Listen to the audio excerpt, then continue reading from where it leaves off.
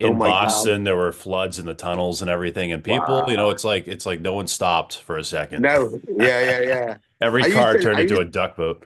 yeah. I mean, I used to live in Windsor, Ontario, and just down from the snow belt. But nothing stopped. Everybody just carried on. Whereas if we get a day of bad snow here, everybody complains. I think it's an English pastime. The first thing you say to someone is, "It's a nice day. How's the weather?" That's the first thing you say. So if it's sunny for an afternoon, everybody goes, "Man, it's too hot." And then if it's cold for a day, they go, "Oh, it's too cold." So it's like, we don't quite we live on an island, so it's transient constantly. So nobody gets used to any kind of weather. So we're constantly stopping to complain about it. That's great. Yeah, in Boston, they usually just say, "Leave me alone." It's brutal. Yeah, yeah, yeah. That's why I love Boston. Yeah, it's like that East Yeah. Coast, mentality. Brilliant.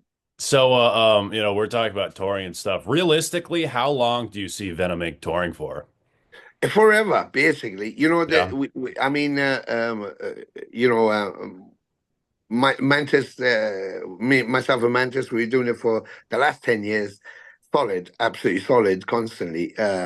Because that's kind of where, for me, that's where the band comes to life. It's where it always came to life. Recording is okay. In order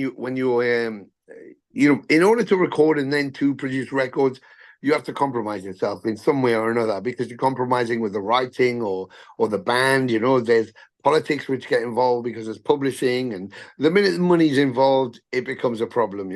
So you're trying to be balanced and trying to be fair, trying to afford everything, working within budgets, the pressure because there's money involved. Whereas, I just found that live, it was much more free. You need the equipment, the transport, you need your instruments, and that's it. You just need a gig. And so I like that. I like that. It kept you alive, and every night was different. You met so many amazing people, saw so much amazing music and met amazing musicians. You smell different things, you see different things, you taste different things, and it really brings you into life, rather than the mundane, the normal. You get to see the rest of the planet and what people are doing, and listen to their stories, and it inspires you while hopefully inspiring them too. So, I mean, for me, that's what it's all about. And you have to do some of the recordings, and that's fine. Mantis just recently, just because he had a second heart attack, just went, I just can't do it. So it Yeah. was like, okay, well, that's understandable, and there's no point killing yourself to do it. So that's cool. But I always said when we redid this, when we began this, for the second time, because nobody usually gets a second chance, and I just said, okay, well, we do this, but we never put our guitars back under our bed this time. If we do it, we do it until we can't do it anymore. And he's came to that impasse. Of course, I support that decision because that's his decision.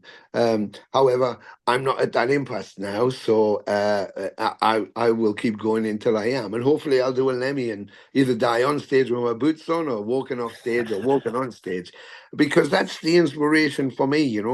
When Lemmy died, who was a huge inspiration, not just for me but for other people. But I was on tour, and I used to have a shot of tequila before we went on, Tres Generation or some Don Julio or something. And that was kind of what I drank. I didn't drink beer. And the day Lemmy died, I said to my tech guy, get me a Jack and Coke with ice. And he said, you don't drink Jack and Coke. I said, I do now. And I said, oh, and put my mic stand up to a Lemmy position. He was like, okay.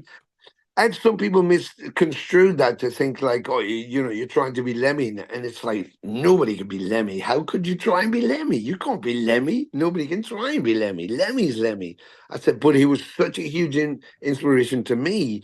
I don't want to lose whatever it was that he was doing that he didn't know to me that made me want to keep doing it. So if I can have a Jack and Coke before I go on, and when I walk on stage, I see that mic stand in that position, it's that little bit of he's still here somewhere with me, Yeah. for my mind, and it makes me keep wanting to do it. So it's not about how it looks to anybody else. It's my personal tribute to him, because when I was in the house by myself with whatever album it was, Overkill or Bomber or No Sleep Till Hammersmith, that was me and him. I was having a private conversation with him, and it was inspiring me. And so I don't want to lose that. I don't want to lose that.